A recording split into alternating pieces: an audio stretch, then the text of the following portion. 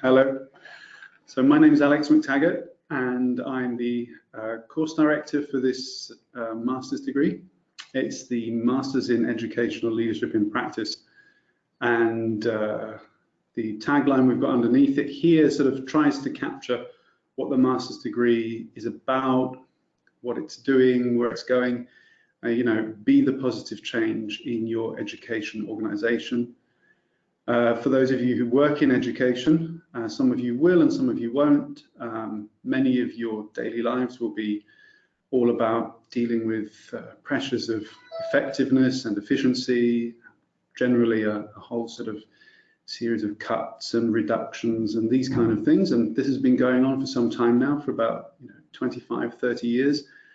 And this produces a particular climate that requires a different kind of leader. It's not anymore the leader who can simply be, a managing down kind of administrator. We at Manchester firmly believe that educators and teachers, especially because they work in an intellectual field, dealing with knowledge on a day-to-day basis, that these people need to be more empowered and more engaged in things that reflect public policy and what goes on in schools and colleges and nurseries. And for that, we believe there has to be some kind of positive effect that comes through leadership. And that's what this course is designed to do, is to open up people's understanding of how policy develops, how leadership manifests, what pressures are put on leadership, what the difference is between leadership and management as well. And the importance of developing intellectual capacity as a leader and in a leadership position. That's why a master's degree like this is very, very different from something like CPD or like professional development, because rather than it equipping you with a few skills that are kind of add-ons or bolt-ons to what you already do, this actually delves deep into you and allows you to develop as a thinker and essentially then develop leadership skills. So I'll move on to the next slide. Right there, so there you go, there's a picture of me, and there's a bit of my background on that. So I've been in international education since about 1995, and I've been in several leadership positions, several administrative and management positions, many teaching positions, and I was a senior lecturer at the Royal Military Academy Sandhurst for 2 years before I came to Manchester, which I thought was particularly interesting because my field is actually education. But what many people forget is that places like Sandhurst are about education too, but they develop leadership. So in many ways that gave me a different slant on leadership, looking at it from a military perspective, but also looking at what it takes to develop leaders quickly and practically. Before that, I was actually embedded in an international school as a middle manager and teacher for 5 years. And before that, I worked in colleges and universities around the world.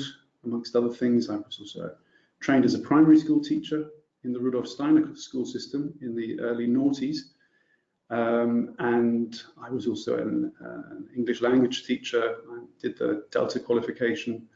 So I've got a relatively varied background, predominantly in international education. But I lived and grew up in the UK as a kid. So what do you get when you join the University of Manchester? Well, if you're on this webinar, then you probably already know the benefits of studying through the University of Manchester. But for me personally, being here, it's working with the colleagues that I have here. People like Helen Gunter and Steve Courtney, Paul Armstrong, Steve Rayner, all of the names that you might be familiar with if you know educational leadership. It's also a very supportive atmosphere here. I don't know if you know, but most universities have 2 legs they stand on. One is teaching and the other is research.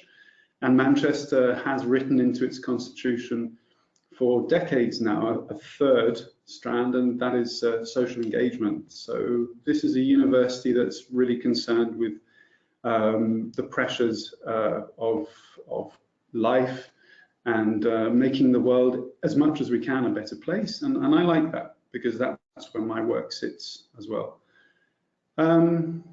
Right, did I just press that? No. Thanks. Oh, by the way, Katie is here with me. Hello. And Katie will probably at some point also jump in and say something. Okay, so is this kind of course the right course for you? Well, I imagine if you're interested in doing this kind of course, then you have an ambition to, at one point in your life, either move into a leadership position, or quite probably as well, you are already in a leadership position and you want to consolidate your knowledge. Those would typically be the two things I'd expect. What happens in this course is that we're looking to involve mostly practitioners, people working in the field, and expose them to the theoretical knowledge that forms the basis of leadership, but also and mainly leadership in education. So a lot of people think that leadership is just leadership, and it isn't. You know, leadership in education is really quite a very different thing from leadership in other fields. I mean, I know very well from working at Sandhurst that, say, military leadership and educational leadership are significantly different, and what makes them different is what you're working with. So in education, you're working with human development. You're working often with young people and with children who are developing, and they're growing and they're becoming something. And so managing that process requires a very nuanced and very niche skill set. You're also working with teachers. Teachers are not businessmen and women. They're not advertising people. They're not soldiers. They're not nurses. They are a distinct group of people, and they have a distinct skill set which marks them apart from others. And managing these people and empowering them and getting the best out of your organization requires a lot of knowledge and a lot of emotional intelligence, I would say. And these are things that can often be overlooked in the struggle to be a leader. And so anyone who's looking to build those competencies and build their understanding of what they're doing and why they're doing it, then I would say this is definitely the right course for you. You'll often find that a lot of master's degrees that are out there have a component of leadership and management or administration, whatever they term them. These are typically packages that are slotted together. You know, you'll have a bit of general education, and then you'll have a dissertation component. Those will be 2/3 of it, and then 1/3 will be usually imported from one of the standalone degrees in leadership and added onto that. So the difference with this, and something I'm particularly proud of being a part of this degree program, is that it is the whole DNA of the course is about educational leadership, put together by one of the leading centres for educational leadership in the country. It's all about developing the student, the potential leader and the leader. It's all about growing the capacity of the person. And it's all been built for that purpose. It hasn't been cobbled together.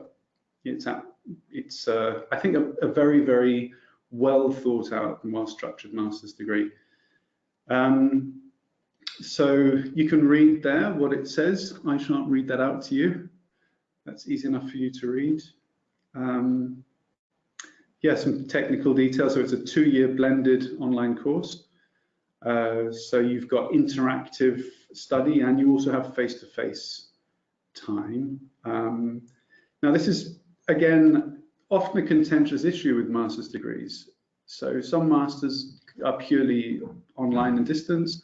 Some of them require you to be on campus for a year. Some of them are part-time and require you to come in on campus and do it over a course of 2 years. So we thought long and hard about this, and we realized that the people interested in this course are going to be people who are usually in full-time employment. Very often they'll have families, they'll have other commitments and responsibilities, and we have to make this degree flexible, and we have to make it accessible for people who are ambitious and who are going places.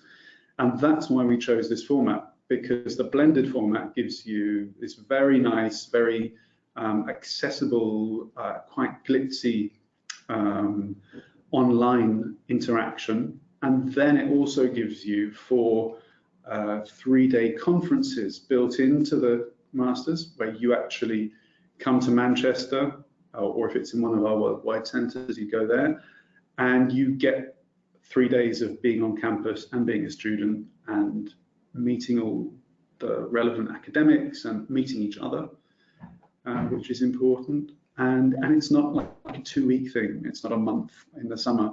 It's just 3 days. It's a Friday, Saturday, Sunday, and in future, possibly also during the week. We found in the past, I mean, I remember at least when I was a teacher, it was not difficult to get that time released from the school if you were doing a course, PD, or if you're doing a master's.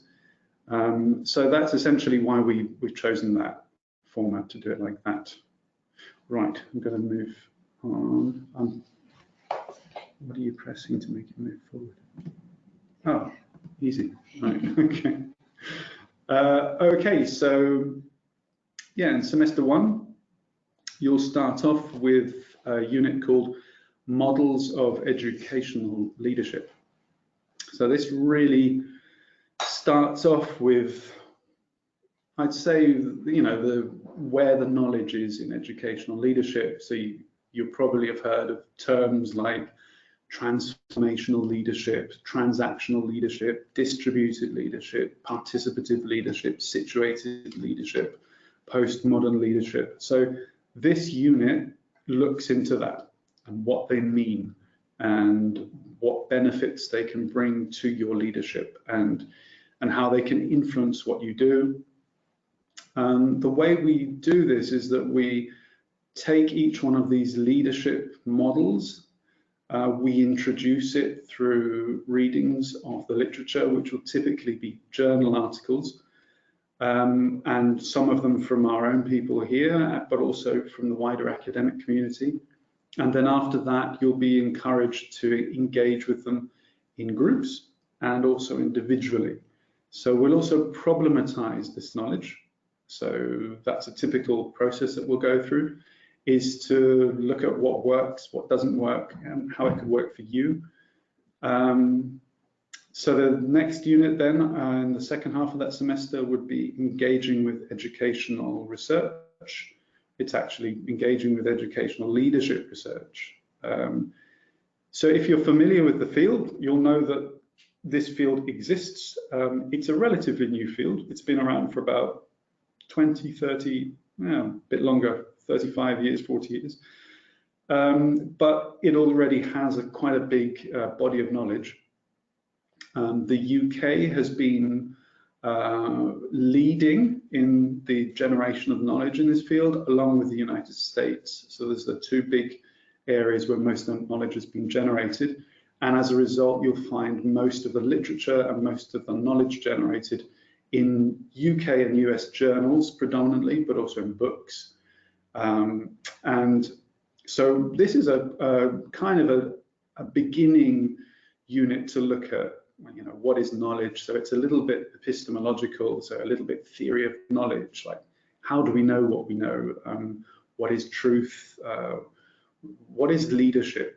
How do we know that this type of leadership is good and not this one? And who says that? And why do they say that? And you'll note as you go through the course that that we work quite strongly in the critical paradigm. So a lot of what we do is that we look behind the first visible truth to see what's actually driving that. So we're always looking for how power works and how structures of power work. And this is a red line that goes through the entire Masters, because when you work in leadership, when you have a leadership position, your job will be connected on a day-to-day basis with power. That is the nature of the job. And in order to do the job well, you need to get savvy about power, about how power works, how it works on you and how it influences you, but also how you can influence other people, but also how you can hold your own, how you can push back, how you can get your ideas and your values and your needs across to those who are potentially in more powerful positions too. So that unit is, I think, very good in examining how power works and how knowledge is generated, and puts you in a different position potentially to be able to talk at a different level, and also engage in those really high level, you know, like policy conversations with big stakeholders, with people who have a lot of power, and engage with them in a way that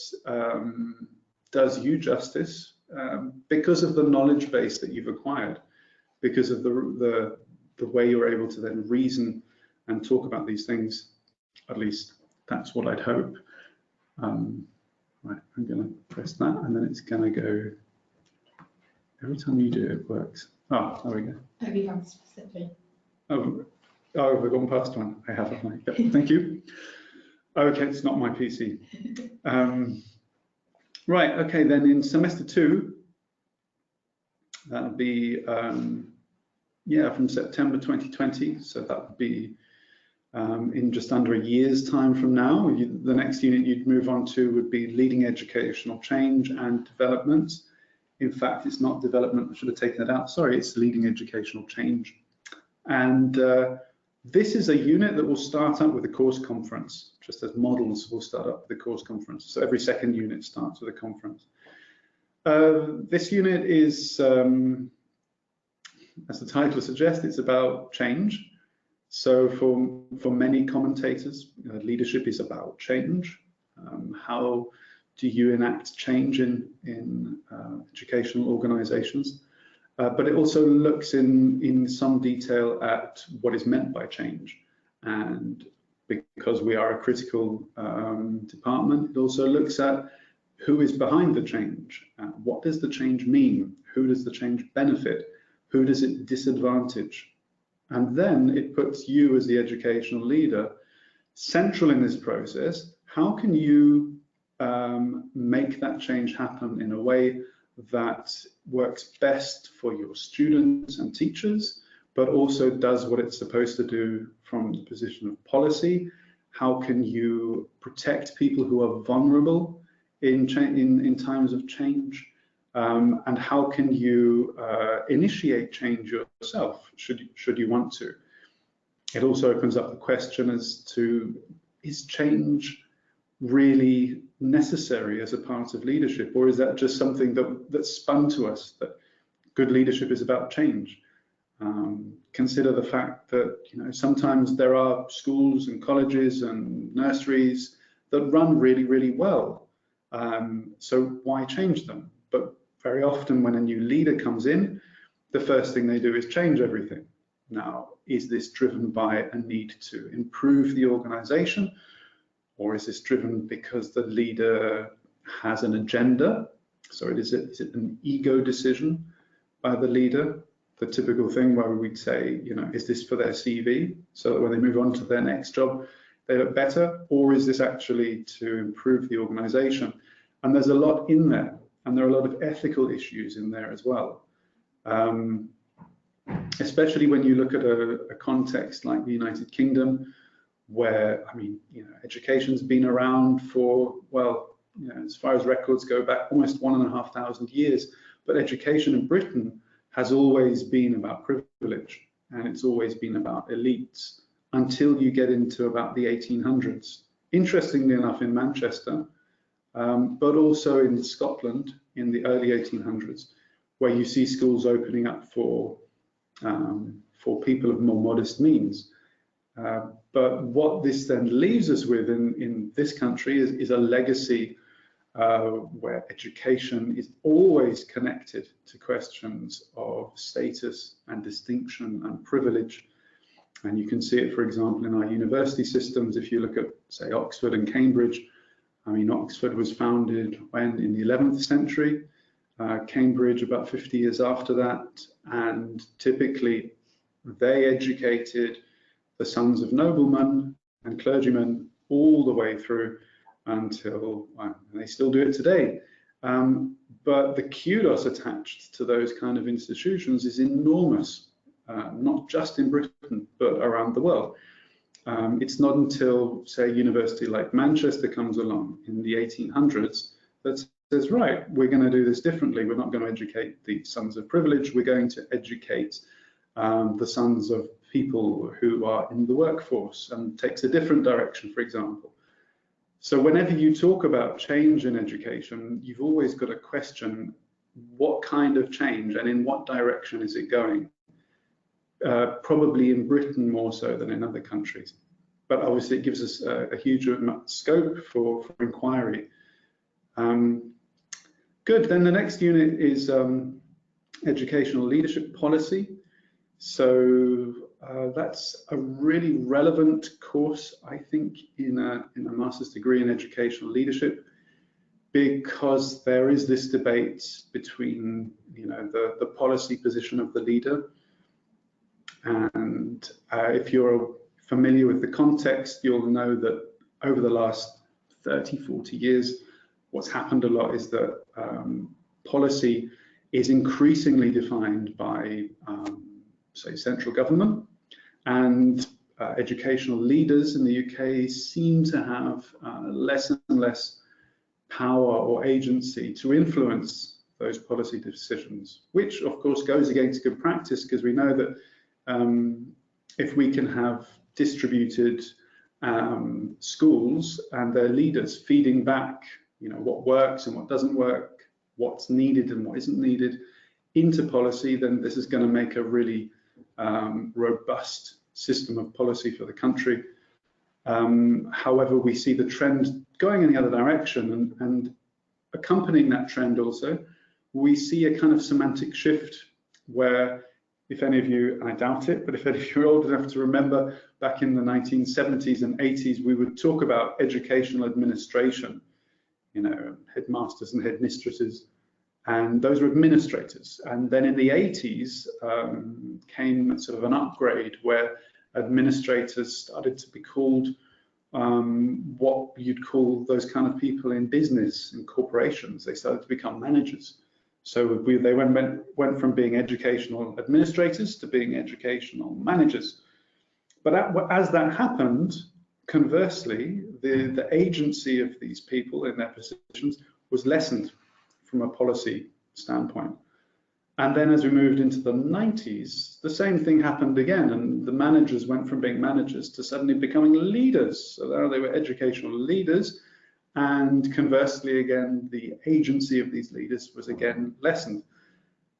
Now, if you work in a school, you might not feel that, because you might feel that your educational leader, whoever that might be, has a great deal of agency and authority, but you might be seeing that from an inward, internal perspective in the school.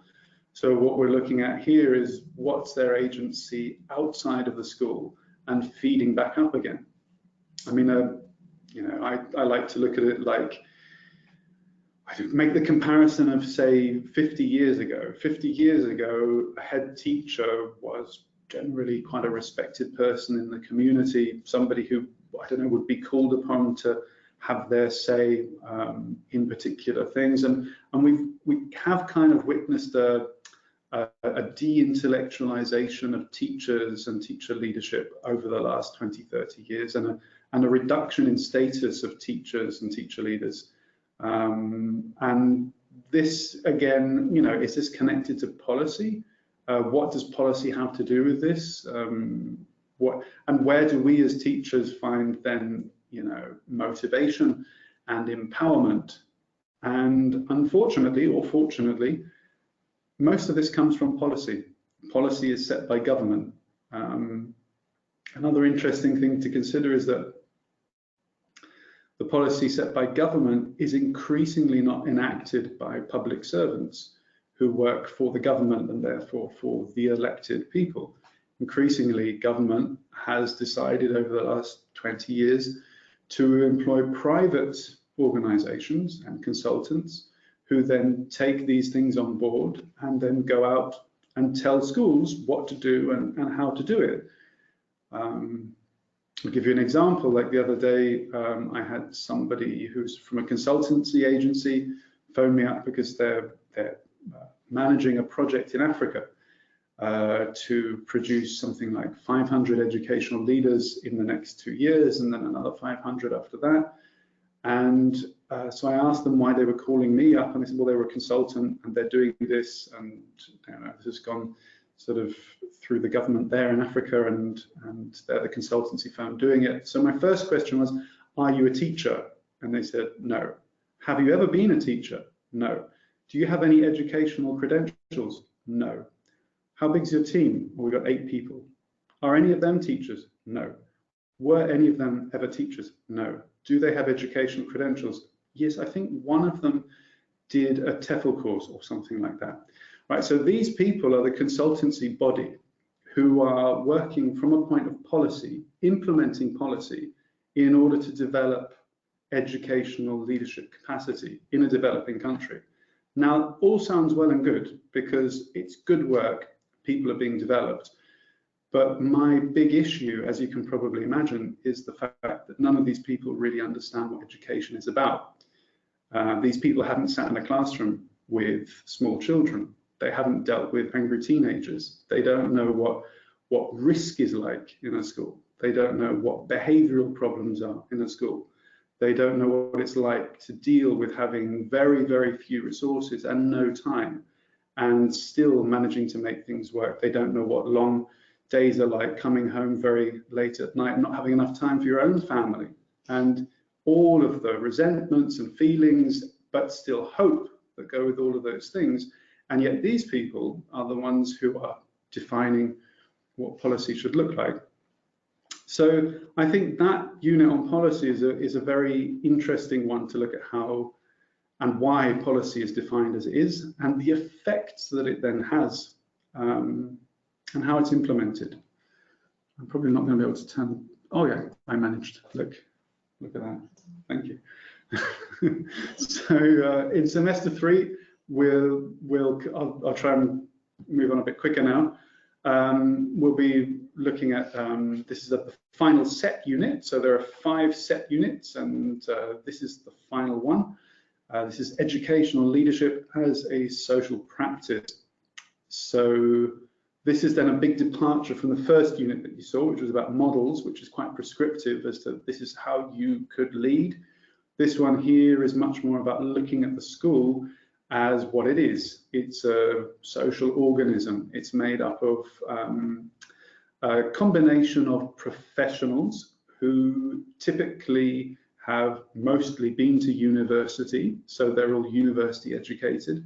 They are intellectualized to a certain extent, meaning that they have capacity that people don't have in other jobs, and they have chosen this particular profession usually for the reasons that go together with education, which is working together with people, developing people. And what you'll usually find in most educational contexts is that people have chosen this vocational job because there's a certain mindset and a group of values that go with it. So in administering education here, in organizing this kind of education, ideas of hierarchy are usually quite out of place because these are well-developed professionals who know their job and know what to do. So what tends to work here very well is looking at education as a collective kind of practice where people work together, and at different points throughout the practice, different people will take, as you might say, leadership in different roles. There's a very interesting academic called Peter Gron, who's written about something called distributed leadership, who says quite famously, in most educational settings, most teachers are leaders already, but what you have amongst them is you have one who is not the leader, because that would be a leader, doesn't make sense, but you have a head. So you have all these teachers, and then you have like a head teacher, sort of old terminology. But I think that says it very well, because essentially in leadership, you do need one point of contact, which can then find a direction and keep people together and hold true to that direction. But the way that you do it in education is crucial. We're not working on a manufacturing shop floor here. We are dealing with people's hopes and aspirations and dreams on a day-to-day basis. We go through a lot of human things in schools, universities, nurseries. It's a very human job, and therefore the leadership in this job has to be very human. If it isn't, then teachers will very often not react well to that, nor will parents, nor will students. And it's remarkable how often this simple truth is overlooked in educational leadership. And so that's what this unit is about, is kind of exploring that topic, but also allowing you to explore your own practice too. And that is a common thread throughout all of the themes, is developing your own practice. So it's quite a reflective degree. It puts you in the position very often to reflect back on your own personal practice, but then comment on those of your peers and their practice. You do have a fair amount of tutorials throughout the process, where you'll have individual tutorials with me or with one of my colleagues, but then you'll also have group tutorials too. So you are supported throughout the process there as well to find your own particular voice, your own particular direction. This would especially be the case when leading up to assessments and things like that. So each one of these units would typically end with an assessment piece of about 2,000 to 3,000 words, some with a reflection. I can say more about that later. And then we've got optional units, or APL. So APL is accreditation for prior learning. So if you have any other prior learning at master's level, then you can apply for that to be recognized. And then if you want, you don't have to do the 6th unit. If not, or if you are interested, we have a couple of other optional units. So one of them is digital media and educational leadership. And that's an interesting one, because that looks at, I mean, I don't know if you've probably considered this before, but isn't it remarkable how 30 years ago, most educational leadership was done face-to-face, perhaps with the odd memo being sent. Now, most educational leadership happens via email or via other forms of social media, perhaps, websites, and of course, not all of it, but a lot of it happens that way. And so it's really interesting to start examining how that happens and how people levy influence in this way. How the digital domain is now really taking over in education and influencing so much of what we do. That's run by my colleague Drew Whitworth. And then leading learning is a unit that will be run by my other colleague Stephen Rayner. And then my own unit, which I haven't put up here yet, because my particular field is educational leadership in international schools. That will be about that, and about leadership and senior leadership in international schools around the world. Interesting topic, I think, because as many of you will know, you'll probably know people who've gone to work in international schools. You may have worked in them yourself. They are a very alluring and interesting prospect, especially when we get to this time of year, when it gets dark very early and gets light very late, cold and miserable, and there's, you know, the allure of going to teach overseas, having your flights paid for you, your accommodation, your family's included in the school, and getting a tax-free salary very often. You know, these things are very alluring, but what my research does is look into the leadership there and look at the challenges that come with it. because I think many people walk into that situation quite blue-eyed, and then afterwards come out thinking, wow, actually it could be quite challenging. So I think that's a very interesting unit as an option. Right.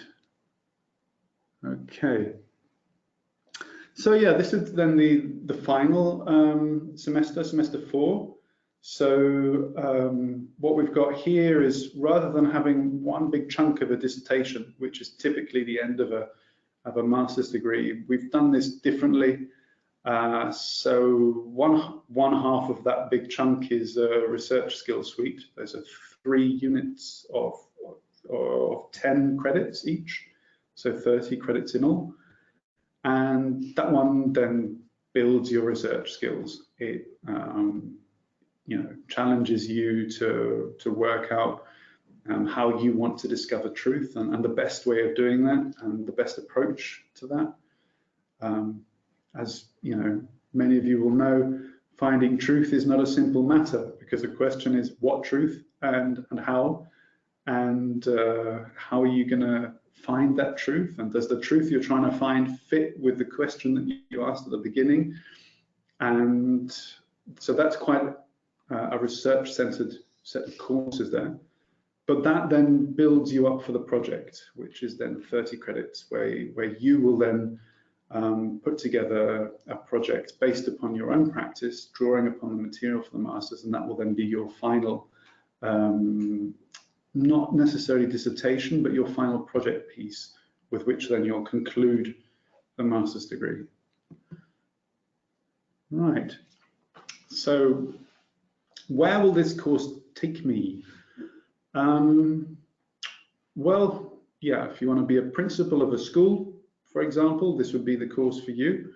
Or head, even as a board member, I think this would be highly relevant for many board members who don't quite have the background in education that they would like to have. This would be relevant there. Interest we've had as well, it comes from NGO leaders, so non-governmental organization leaders. Middle managers in schools, so coordinators and heads of department, and then also policymakers, but particularly anybody who wants to up their game in education, who really wants to take the next step. You can do that in many ways. You can do it in a subject-specific way, so you can get more focused upon, say, I don't know, if you're interested in special needs, you could do a master's degree in education in special needs, and that would then qualify you more specifically for that direction. What this one obviously does is it qualifies you for leadership positions. It gives you the tools and the skills you need for leadership. And that, of course, is its big appeal. What would you do after your master's? Well, I think I said this in the last webinar. When I did my master's a long time ago, I got to a point in my teaching where I was quite fed up with it. And by doing my master's, it reinvigorated me completely. It made me realize that what I did actually made sense. And I was actually involved in quite a noble profession. And I really enjoyed that. It made a lot of sense for me. In terms of leadership, it will certainly give you an understanding of what it is to be in a leadership position. Whether you then go on and do that or not, I think it will open up a lot of perspective to understand how things run and why they run the way that they do. Yeah, and the skills that you'll learn. So fundamentally, this is an intellectual development. I mean, you'd expect nothing else from a master's degree from Manchester. So you will grow intellectually. As with every incremental change, typically in a master's, you don't notice it as it's happening, but then some years down the line, you will notice that you probably have changed and the way you see things has changed. I'd call that a growth, definitely. You'll learn practical skills as well. So I've built in things into the course where there are these quick takeaways in there that you can use in order to build leadership practice if you've never done it before. So I have involved that practical aspect in it, but then also kind of a critical evaluation of what that means. And then, yeah, transferable skills you'll have too, such as conceptual skills and analytical skills, all the things that you could expect from top shelf master's degree that are transferable into other areas. Yeah, and don't forget the network of people that are your colleagues and your fellow students, because they are the kind of people who, like you, are on a journey and probably heading for more positions with more responsibility. And they might be going all over the world, or they might be staying in your country. But what that starts to do is to build a network for you of people that you can connect with. And that was, again, another big consideration in the Masters, was to allow our students to have a network. So as we all know, having a network is one of the key things in professional progression. And so this master's degree does that for you too. Right, some practical details there. Yeah, I mentioned the face-to-face workshops in Manchester, spring and autumn. There are 6 20-credit modules. So they're tailored so that you can work while you study. That's 5 of them are standard and set, and 1 is the optional one, or that you can have replaced by APL. We reckon about 15 hours of study per week. There are no exams, so it's practical and reflective assessments combining theory and practice.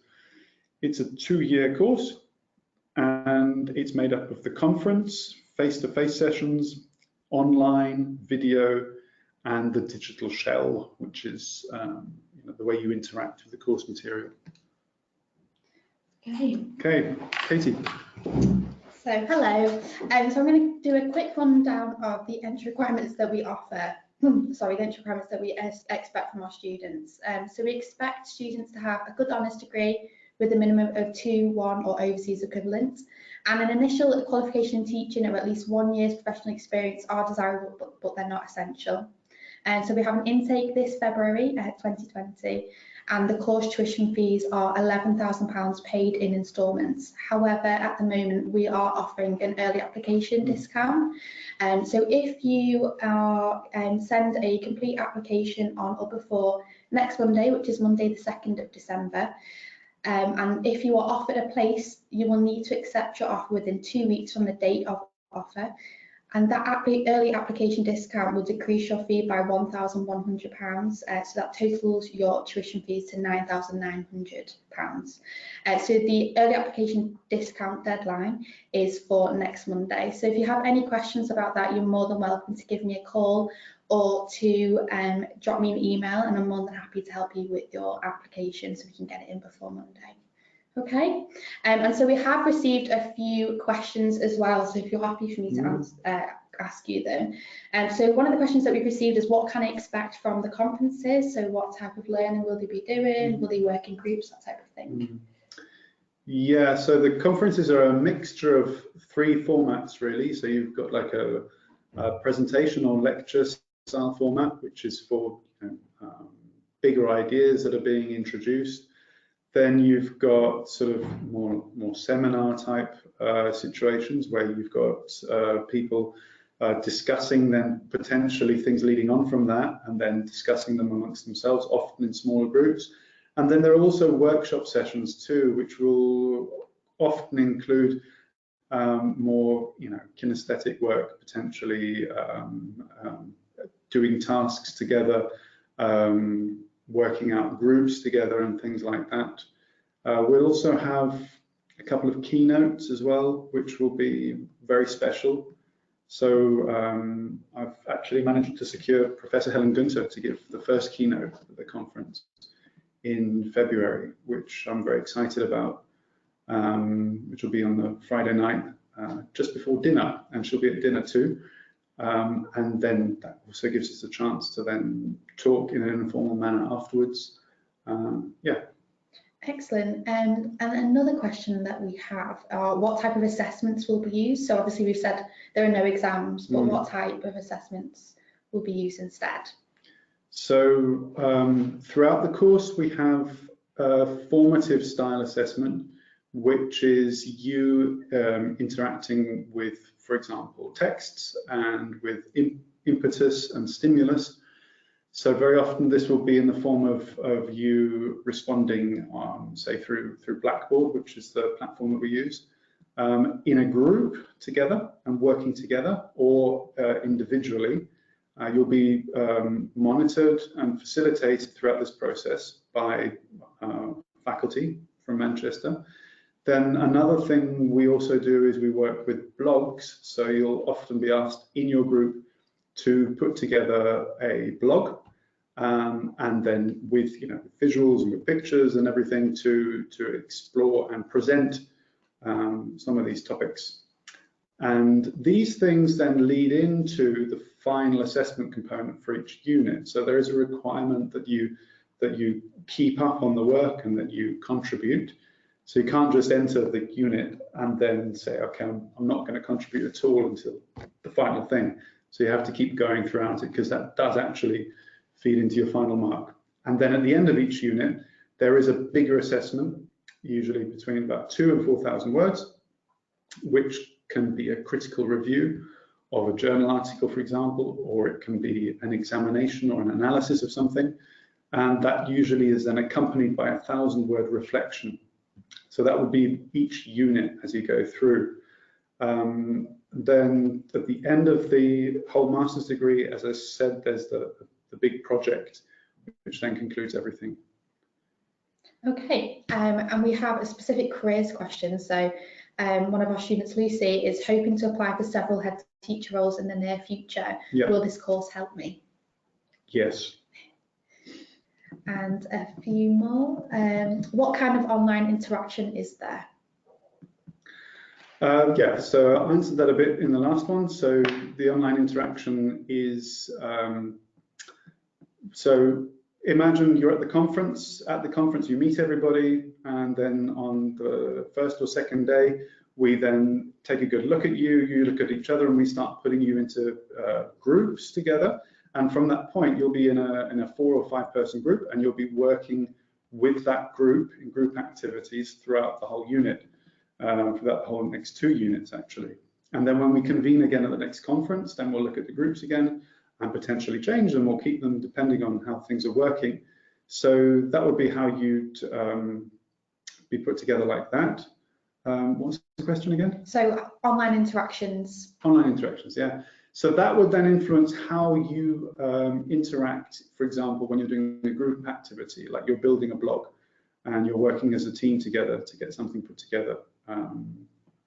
Otherwise, when you're tasked with individual things, then you'll be producing individual work through the medium like Blackboard, and you'll be facilitated there, like I said, by university staff. What we'll also be doing is, say, right from the get-go, really, is then accompanying you throughout the process, holding your hand, if you like, with, for example, web video conferences, which most people can manage, just to have a chat about where you're going on the course, what direction you're taking, possibly talking about some of the work that you've done so far, what thoughts are starting to come out, how you're engaging with the material. So this is where the blended component is really important, because it's not all just the digital. There's also people this side here watching what you're doing and then feeding back to you and driving that growth process. We do have a question from Alisola. What happens if you're unable to make a conference? Yeah, we thought about that too. So what we say is, it's a great shame if you can't make it, but that doesn't exclude you. So we made the courses in such a way that there is nothing that is assessed that is in the course, in the conference. So you can miss the conference and not be penalized because you've missed it. We've also hooked up any of the more substantial things in the conference, like the keynote or like things dealing with organization that you might really need. We've hooked them up to our recording system, so we can either stream them online or we can then capture them for you to watch later. However, what we do say is that we think the conference is one of the really strong points of this course and one of the biggest value points for you. So we would really strongly encourage you to be there on the course, but we're not going to chop your head off if you don't come. And I think the last question, a bit of a personal one for you. What's your favourite unit to teach and why on this course? Oh, it's difficult. I like them all. What's my favourite unit? Well, I think for me probably it's researching educational leadership, because that deals a lot with aspects of philosophy, and I quite like that. So that sort of looks into theorists like Baudrillard and Bourdieu and Habermas, and it sort of really starts unpicking what reality is and how reality affects how people lead and how schools then develop and then how people are influenced. So I really like that one, but actually I really like all of them. Excellent.